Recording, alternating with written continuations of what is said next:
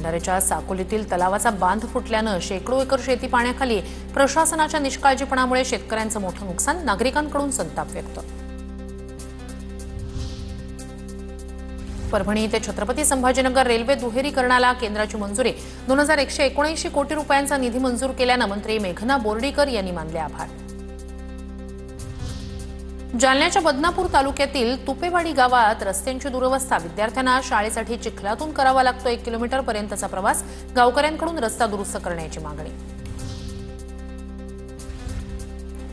नंदुरबारच्या अक्कलकुवा तालुक्यातील अलीविहीर शासकीय आश्रमशाळेतील विद्यार्थ्यांना साथीच्या आजाराची लागण. विद्यार्थ्यांना अधिक त्रास होत असल्यानं उपचारासाठी रुग्णालयात केलं दाखल.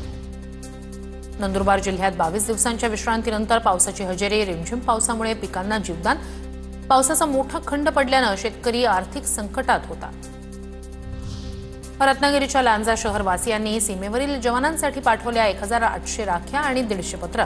गेली 28 वर्ष राखी पौर्णिमेनिमित्तानं जवानांना पाठवली जाते राखी. संत तुकाराम पुंडलिक शेट्टे कनिष्ठ महाविद्यालयाचा उपक्रम.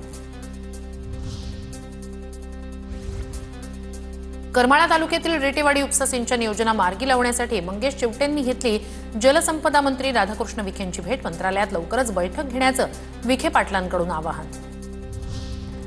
अमरावतीच्या भातकुलीमधील हातुर्णा गावात वाळू माफियांकडून तहसीलदारांच्या अंगावर ट्रक घालण्याचा प्रयत्न. पेढी नदीपात्रात ट्रक अंगावर घालतानाची घटना कॅमेऱ्यात कैद.